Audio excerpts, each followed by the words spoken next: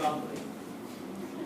My sincere request to you is don't count these dollars. They are meaningless. They're absolutely meaningless because the success you get will make the salary 4-figure to 5-figure or 5 to 6-figure. That itself will compensate for dollars. Right? Now, let me go into the specifics about, this is all about me so far. Specific about if you have to really replicate some of them, how does it work? So what I will do is I'll ask few questions and see if I can find segments of people. Whether you are working or you are a housewife or in your own house or your own entrepreneur kind of a person, just tell me if you are in a 0 to 5 years of experience of work. Raise your hands. So you have 0 to 5 years of experience wherever you are, right? Okay, 5 to 10 years? Fairly good. Okay. 10 to 15 years? Almost one third. 15 years plus? Almost there. So the point I'm making is the use of Toastmasters learning is different at different levels. If I am a 20-year plus kind of a professional career, I'm trying to learn grammatical mistakes, errors in my thing, trying to work on that, it will fall apart, obviously, right? It will not work. You are expected to speak well, expected at least. Whether you can or not doesn't matter. You're expected at least by your people. So that point of time, learning those is too late actually. Right? Or if you're at the 0 to 5 years and trying to become a public speaker like Narendra Modi, that will also fall flat. People don't look at you at that level. Please believe me. You may think that you are Mr. Modi. Actually, you are actually, I'm telling you. Recognize yourself that you are in a zone where people look at you at that 0 to 5 year and they want to behave in that space. So how do I behave differently is what I'm going to tell you. What do you behave if you are at 0 to 5 year and using Toastmasters skills, right? So understand that. The second thing is that there is no shortcut, and that's something which I want to keep telling all my Toastmasters. That if at all you feel that I'm a okay speaker, it didn't happen overnight. And let me give this example. The second cherished moment of my Toastmasters life is when I met Mr. Murthy one-on-one. I've never met him, never. Other than Toastmasters. And that was because I went to invite him for a 300 meeting in Infosys, and he said, why don't you come and explain me what this Toastmasters is all about and what you want me to speak on. Right? Naturally, I think all the chief guests would typically ask this kind of question. So me, Sneha and Pranay, who are past presidents, we went to Mr. Murthy. I said, Ashma, you please start speaking. And I got the opportunity. I grabbed it with both hands, started speaking. 10 minutes I spoke. No, 7. Okay, 7. 7 minutes I spoke. But can you believe this to this gentleman? He not even once interrupted me, stopped me for clarification or getting bored. He just listened like this for 7 minutes. At the end of the 7 minutes, he asked me, that's why I have a very simple question for you. Are you saying that this is what Toastmasters made you? Are you sure? And if the answer is yes, then I don't know why so many people are not in Toastmasters. This works for you, it works for everyone else. So I think coming from him was a huge testimony. And that's what I'm telling you, that when you go out and people acknowledge your capabilities, that's the biggest testimony you can get. A client testimony is better than your own people telling that you are good. Obviously, right? So that's something which I would believe that was something that I cherish. So no shortcuts to success. Things are not going to happen overnight.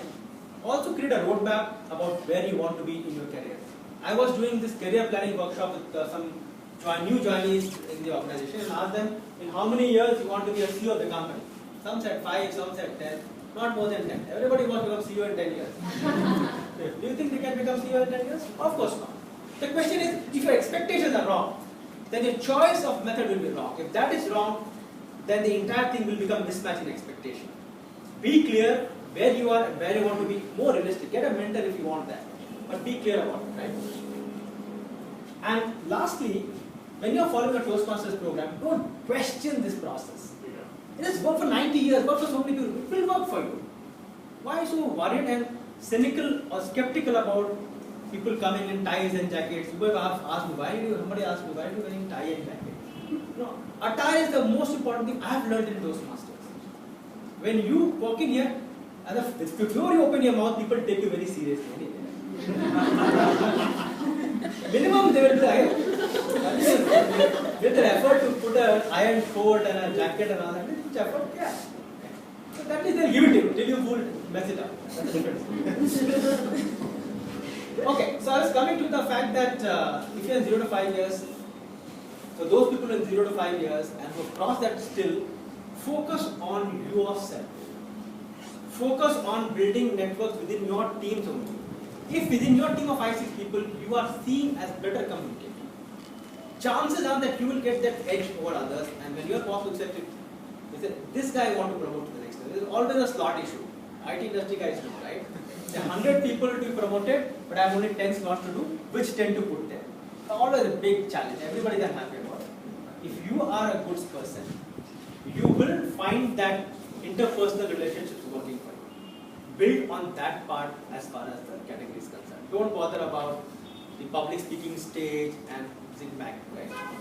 But if you are in the 5 to 10 years bracket of your career, I would like you to focus on getting as many opportunities and grabbing it and making yourself visible. Because at that juncture, somebody will remain at the 10th year and keep doing the same role for next 10 years, or they will cross that barrier. And it's a quantum jump of 10. A lot of careers get stuck at 10. They don't go beyond. I mean, they have 20 years experience, but they would have done what they were doing 10 years back also. That's how it is, right? So at that juncture, you have to make yourself visible, grab all opportunities. If the manager says, Rajkumar, I have a presentation, can you do it? Yes, sir, I'm available. And that's why I find Toastmasters are so good. They are easy to volunteer, right, Meghna? A lot of people raise their hands when they want it, they volunteer. Not only volunteer to do work, volunteer to speak. Speak, and other day there was one guy in Infosys coming for some 25 meetings or become a member. I said, you can still come for 25 more meetings, I have no problem. But if ever somebody can become a good speaker by listening to them, then I would have become great speaker by listening to movie speeches. Obviously, but you will not. The only way you can become is coming here. Try and see as much as you can do. If you are in the 10 to 15 years of career, that is the time people should take notice of it. People should talk about it. And that's why your content and delivery both have to gel. If you have great delivery, poor content, you will fall flat. I can tell you for sure. I can be a good speaker. I don't know what I'm speaking. It's all useless, right? People have to have connection with what you're speaking. So your content and delivery has to match at the 10 to 15 years experience. And that's where you should take up leadership roles. And how you can do? You can take up in any organization. There are plenty of new assignments or new opportunities coming up where they need additional work. From a normal work, they want something more to be done. You've seen that? Right? A lot of new things come up which requires you to work beyond what you're doing. Right? The second thing, in Toastmasters, similarly, if you are in the Toastmasters, you will have collaboration happening. Somebody says, can you be a volunteer for registration chair? Can you be this? Can you be? That's the time you must build these skills. Because that skill will help you do the same thing in your organization level. If you are getting into 20 plus range, then if you have not joined Toastmasters, you actually missed the bus. You actually missed the bus because you should have developed all these skills to hone it. What you should still do it is that you must understand this is a digital world. You must be on social media. You must be on Twitter. You must be available on this thing. You should be ready for a media address. Other day,